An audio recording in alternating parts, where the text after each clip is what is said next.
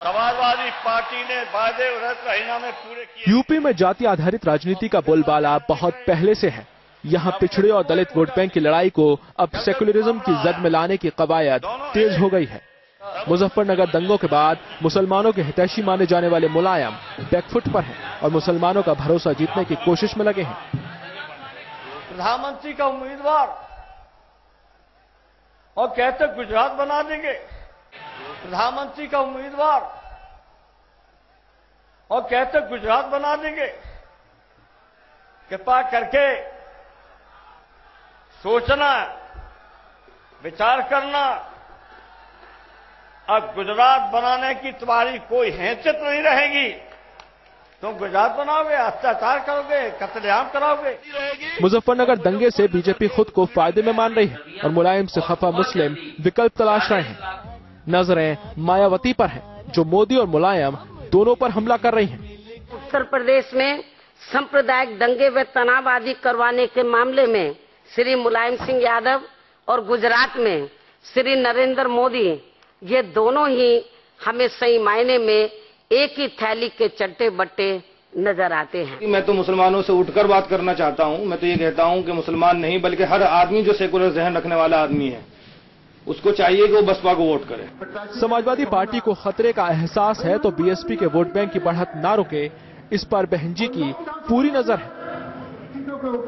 हमें यहाँ मुस्लिम समाज के लोगों के ऊपर ये पूरा भरोसा है कि वे इनकी इस किस्म की साजिशों के बहकावे में कतई भी इस बार के चुनाव में आने वाले नहीं हैं, क्योंकि अब ये लोग इस सरकार में आए दिन हो रही अपनी तबाही व बर्बादी को आसानी से भुलाने वाले नहीं हैं।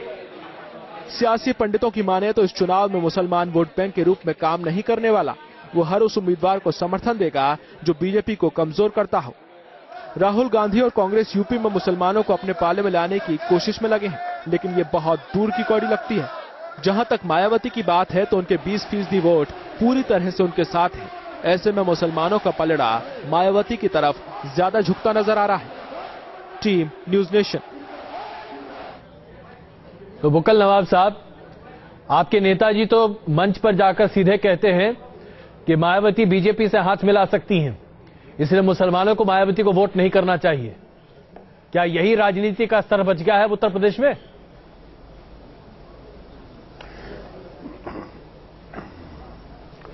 देखिए, ऐसा है कि यूपी का मुसलमान जो है वो किसी भी कीमत के ऊपर अब बहुजन समाज के बहकावे में आने वाला नहीं है। जो सच्चर कमेटी की रिपोर्ट है, जो रंगनाथ मिश्रा की रिपोर्ट है, उसको अगर उठाने वाला कोई शख्स है तो सिर्फ है मुलायम सिंह यादव। और जब बाबरी मस्जिद का जब फैसला बना आया था राम मंदिर का, तो सारे नेता एक तरफ हो गए थे, सारे मौलाना एक तरफ हो गए थे और कहे थे बहुत अच्छा फैसला आया है, बहुत बढ़िया फैसला आया है। उसमें सिर्फ एक शख्स उठता है जिसका नाम है मुलायम सिंह यादव, और वो ये कहता है कि ये फैसला नहीं है, मुसलमानों को ठगा गया है। चलिए, ठगा गया है, ये हिम्मत किसने जुटाई? बुक्कल नवाब साहब, आप ये कहते हैं कि आप ये कहना चाहते हैं कि समाजवादी पार्टी अपना अफीम, बुक्कल नवाब साहब, समाजवादी पार्टी अपना अफीम चटाती रहे और अल्पसंख्यक उस अफीम को चाटते रहे, आप यही कहना चाहते हैं। चलिए, जर्नैल सिंह जी, आम आदमी पार्टी की तरफ से अरविंद केजरीवाल ने जब उत्तर प्रदेश का दौरा किया तो उन्होंने कहा कि मुसलमानों को बहुत सचेत रहना चाहिए। आम आदमी पार्टी जो आम बातों को लेकर खड़ा होने की दावा करती है, वो भी उत्तर प्रदेश में पहुंचकर सांप्रदायिकता के मुद्दे पर बात करती है। गुजरात पहुंच जाती है तो वहां पर नरेंद्र मोदी के सांप्रदायिक छवि को इनकैश करने की कोशिश करती है। आप में और दूसरी पार्टी में क्या फर्क रह गया भाई साहब? पहले तो आपका सवाल ही आपका जवाब है। आप कह रहे हैं कि वहां जाते हैं तो सांप्रदायिक छवि को इनकैश करने की कोशिश की है। बात यह है कि जो गुजरात में आम आदमी है, क्या वो आम आदमी नहीं है जो मुस्लिम है? जो उत्तर प्रदेश में मुस्लिम है, क्या वो आम आदमी नहीं है? तो अगर देश का चुनाव लड़ रहे हैं, आप खुद कह रहे हैं कि उनकी सांप्रदायिक छवि है, तो जनता के सामने वो आना चाहिए। वो तो वहां तो विकास का मॉडल देखने गए हैं और वहां किस तरह की धर्मनिरपेक्ष राजनीति हो रही है उसको देखने की गए हैं। तो वो सामने लाया जाए तो उसको उन पर हमला हो जाता है। एक और बात आप जी जर्नैल सिंह जी, ऐसी बात उन्होंने सामने रखी कि वहां पर पथराव होने लगे, ये आपकी राजनीति है। आप मेरी ये आप एक आरोप लगा रहे हैं। आप फिर सुन लीजिए, आपकी पहली जो रिपोर्ट आई कि भाई जो है मोदी जी जो हैं अब वो पिछड़ों को साथ लेने की बात कर रहे हैं, अब ये कार्ड खेल रहे हैं, अब वो कर रहे हैं। तो जब चुनाव आते हैं तभी ये कार्ड क्यों खेलते हैं? संजीदगी नहीं है। लेना होता तो पिछड़ों को पहले साथ लेते, मुस्लिमों को भी तब पहले साथ लेते। जब इलेक्शन आ गया तब साथ लेने की कोशिश क्यों हो रही? सच्चाई ये है कि चुनाव के बाद सबको भुला दिया जाएगा। एक आम आदमी पार्टी है जो इस तरह की विचारधारा लेके नहीं चलती, वो आम आदमी की बात करती है। और आप जो यूपी में बात कर रहे हैं, जो मुलायम सिंह जी ने ये किया, अरे अरविंद जी ने साफ कहा कि भाई अगर वाराणसी से वो लड़ने को तैयार है मोदी जी, तो मैं उनके खिलाफ लड़ने को तैयार हूँ। अब ये मुलायम सिंह अरविंद केजरीवाल ने अभी तक ऐसी कोई घोषणा नहीं की है। मायावती जी कहते हैं कि आपकी पार्टी ने अभी तक ऐसी कोई घोषणा की नहीं, और हम उम्मीद करते हैं कि कम से कम वो ऐसा जरूर करें। तो पिंकी आनंद जी बीजेपी से इस वक्त हमारे साथ जुड़ चुकी हैं। पिंकी जी, मैं चाहूंगा कि आप आम आदमी पार्टी के प्रवक्ता के इन तमाम आरोपों का जवाब दें। देखिए, मैंने अभी सुना नहीं क्योंकि मैं अभी बीच में ही आई हूँ जी, लेकिन जहां तक बात है, जो एलिगेशंस केजरीवाल जी के खिलाफ दी थी उसके बाद उसकी कुछ क्लैरिफिकेशन भी हो चुकी है। उनको वहां डिटेन किया गया था, उसके बारे में कहा गया था कि शायद वो इलेक्शन कोड ऑफ कॉन्डक्ट की वायलेशन नहीं थी, इसलिए अब इसमें कोई बातचीत की कोई मतलब नहीं है। वो सिर्फ प्रदर्शन करना, इनमें सब भीड़ भड़का करना और इस तरीके से प्रोटेस्ट करना, इसका कोई मायने नहीं रहेगा। पिंकी जी, लेकिन जिस तरीके से सांप्रदायिक छवि की राजनीति हर कोई करता दिखाई दे रहा है, आपको लगता है कि आम आदमी पार्टी इसमें जरा सा भी बदलाव की बात करती दिखाई दे रही है?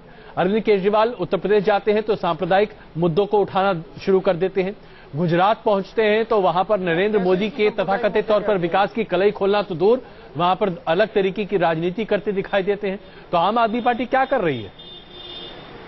नहीं, देखिए, आपने तो बिल्कुल वो बात कह दी जो हम कहना चाहेंगे कि केजरीवाल जी का नॉट ओनली कि उनका कोई फर्क नहीं है दूसरी पार्टी से, वो दूसरी पार्टियों से कहीं गिरकर है, क्योंकि जिस प्रकार से वो अपनी राजनीति कर रहे हैं, वो हर चीज को गलत, हर चीज को बेबुनियादी, हर चीज को सिर्फ इलेक्शन के मुद्दे से देखना, हर चीज को सिर्फ मीडिया की पब्लिसिटी के व्यू पॉइंट से देखना, सिर्फ ये केजरीवाल जी का प्लान है। और अभी तक दिल्ली में जिस प्रकार से पूरे वो एक्सपोज हो चुके हैं, उनका कहीं भी अस्तित्व शायद दिखाई नहीं पड़ेगा आपको। जर्नैल सिंह जी, एक छोटी प्रतिक्रिया आपकी, इससे पहले कि मैं उर्मिलेश जी से उनकी प्रतिक्रिया की बात करूं। ये हमारा अस्तित्व तो इन विधानसभा चुनावों से पहले भी नहीं मानते थे, और अब जब अगर वहां गए हैं तो आप एक आम आदमी पार्टी के सर्वोच्च नेता को आप डिटेन कर रहे हैं। आप कम से कम को डिटेन किया जाए की बात करते और मैं मैं भाजपा दफ्तर के बाहर था। पिंकी जी, एक बात सुन लीजिए प्लीज। मैं भाजपा दफ्तर के बाहर था और वहां पर हम पर ईंट पत्थर मारे गए हैं, जिसमें हमारे कार्यकर्ता घायल हो गए हैं। क्या हमको लोकतंत्र के अंदर अगर हमारा सर्वोच्च नेता पार्टी का गिरफ्तार कर लिया जाए तो क्या हमको उनके प्रदर्शन करने का भी हक नहीं है? जर्नैल सिंह जी, थोड़ा सा संशोधन कर लीजिए। आपके पार्टी के नेता को किसी ने गिरफ्तार नहीं किया था, ये दुष्प्रचार है जो आप लोग फैला रहे हैं। डिटेन करना और गिरफ्तार करना दो अलग चीजें होती हैं। आप पत्रकार रह चुके हैं, आप जानते हैं इस बात को। अब तक इतनी रैलियां हो रही हैं, कहां आप चाहते हैं कि किसी तरीके केजरीवाल जी का अरेस्ट बात कर सके ताकि आप उस बात को एक्सप्लॉइट कर सके। उनको डिटेन किया गया था, उनको किसी हालत में आधा घंटा थाने अरेस्ट किया गया था। एक मिनट, आप आधे घंटे में, आप 1 घंटा, आज की तारीख में जो भी स्टैट्यूटरी अथॉरिटी या पुलिस अथॉरिटी है, उसका दायित्व है, उसका राइट है कि वो किसी भी शख्स को इन्वेस्टिगेशन के लिए, बातचीत करने के लिए, कोई भी उल्लंघन की अगर गुंजाइश है तो उसमें बात करने के लिए बुला सकता है। इसमें ऐसा नहीं है अरेस्ट करने का मतलब, शायद आप जानते हैं, पत्रकार हैं। नहीं, आप इसको अरेस्ट किया गया वहां पर। मैं कहता हूँ डिटेन किया। अरे डिटेन का मतलब, डिटेन का क्या मतलब होता है? आप अगर थाने, अगर बातचीत होती है तो आप अरेस्ट मानेंगे? ये इसके पीछे एक डिजाइन था। आज आप तो चाहेंगे अनाउंस हुए हैं, अरविंद जी गुजरात में है तो उनको बुरा मत मानिएगा, काफिले पे हमला किया जाए। आपकी पत्रकारिता का बैकग्राउंड आज थोड़ा सा आपके ऊपर राजनीति के ऊपर हावी हो गया। कम से कम ईमानदारी से आप मान तो रहे हैं कि गिरफ्तारी नहीं, ये डिटेंशन है। और डिटेंशन ही नहीं, महज आधे घंटे के लिए उन्हें थाने में बैठने के लिए कहा गया था। और बुरा मत मानिएगा, हम पत्रकार लोग बहुत बार आधे घंटे बैठ चुके हैं थाने में। और बात क्या हो रही थी? हम लोग बहुत बार थाने में बैठ चुके हैं जनरल सिंह साहब, हम लोग कई बार थाने में बैठ चुके हैं। और हमें आज तक, हम लोगों ने कभी अपनी किसी भी न्यूज में ये नहीं कहा कि हमें गिरफ्तार कर लिया गया। लेकिन ये बता दीजिए उन्होंने ऐसा क्या अपराध किया गया था कि पार्टी वो बात अलग है, लेकिन ये दुष्प्रचार है, बुरा मत मानिएगा। बिल्कुल अपराध पूरे की बात तरीके से नहीं दुष्प्रचार है। है। अगर पुलिस किसी बात में कार्रवाई करना चाहती है तो आप पुलिस को रोक नहीं सकते। उमलेश जी, मैं एक छोटी टिप्पणी आपसे यहाँ पे चाहूंगा। नागरिक से पुलिस स्टेशन में बुलाकर कोई पूछताछ भी नहीं कर सकती है। मैं आप दोनों से क्षमा चाहूंगा। उमलेश जी, एक छोटी टिप्पणी यहाँ आपकी बनती है। मुझे लगता है गुजरात में जो जनरल, एक सेकंड, जो गुजरात में उन्होंने किया केजरीवाल साहब ने, वहां भी जरूर ये था उनके दिमाग में कि इस घटना से सुर्खियां बटोरना है और आज इस घटना को राष्ट्रीय स्तर पर इस प्रकार प्रचारित करना है, इस प्रकार मुद्दा बनाना है कि पूरा देश जो है इस पर एक तरह से उद्वेलित हो। तो ये मुझे लगता है उसमें वो सफल रहे अरविंद केजरीवाल। दूसरी बात जो मैं कहना चाहूंगा, जो जर्नल समझ रहे हैं कि गिरफ्तारी और डिटेन करने में अंतर है, ये बात सही है, लेकिन गुजरात शासन को भी मुझे लगता है समझना चाहिए था कि एक पूर्व मुख्यमंत्री हैं, एक पार्टी के नेता हैं, वो उनको समझाया जाना चाहिए था कि भाई झाड़ू लेकर आप चल रहे हो तो जाहिर है आपका चुनाव चिन्ह है, भले आपके उम्मीदवारों की घोषणा नहीं हुई है तो ये राजनीतिक अभियान है, इसको चुनाव की आचार संहिता चूंकि लागू है उसके मुतल्लिक होना चाहिए। एक तो ये, दूसरी बात ये देखिए, एक भारतीय जनता पार्टी का, एक सेकंड, भारतीय जनता पार्टी की कई मुद्दों पर लगातार हम जैसे लोग आलोचना करते रहे, लिखते भी रहे उसकी गलतियों को, लेकिन मेरा यह मानना है कि भारतीय जनता पार्टी के दफ्तर पर प्रदर्शन करना आम आदमी पार्टी का ये गलत फैसला था। ये न केवल कानून के हिसाब से, एक राजनीति की नैतिकता के हिसाब से भी उसकी वजह है। आप अगर इस पर प्रोटेस्ट करना, एक सेकंड मेरे भाई, एक सेकंड, आपको अगर प्रोटेस्ट करना था तो गुजरात भवन सबसे बेहतर जगह थी, क्योंकि राज्य प्रशासन ने आपके नेता को वहां डिटेन किया था। आचार संहिता का मामला हो, ट्रैफिक जाम का हो, जो भी मैं नहीं जानता, उस पर आपको गुजरात भवन के समक्ष अपना प्रोटेस्ट मार्च करते, आप सत्याग्रह करते, शांतिपूर्ण आंदोलन करते, पथराव करना, लाठी चलवाना, ये उसके गेट पे चढ़ जाना और बीजेपी के लोगों का उसके खिलाफ फिर से अभियान चलाना, ये बिल्कुल गलत है। दोनों पार्टियों ने गलत किया जी। बस 30 सेकंड से गुजरात भवन एक सरकारी भवन है। गुजरात भवन जो है वो एक सरकार का प्रदर्शित करता है, ये राजनीति हो रही थी और पार्टी उसके शासन ने वहां डिटेन किया था। चलिए, शासन ने किया था। इस चर्चा को हमें यहीं पे खत्म करना पड़ रहा है, लेकिन एक बात तो हम अपने दर्शकों के सामने स्पष्ट रख दें, आम आदमी पार्टी के नेता अरविंद केजरीवाल को महज आधे घंटे के लिए डिटेन किया गया था, उन्हें गिरफ्तार नहीं किया गया था। इसके ऊपर जो राजनीति हो रही है उसे आप सिर्फ एक शब्द में कह सकते हैं, विशुद्ध राजनीति, और कुछ नहीं। वापस आते हैं और खबरों के साथ।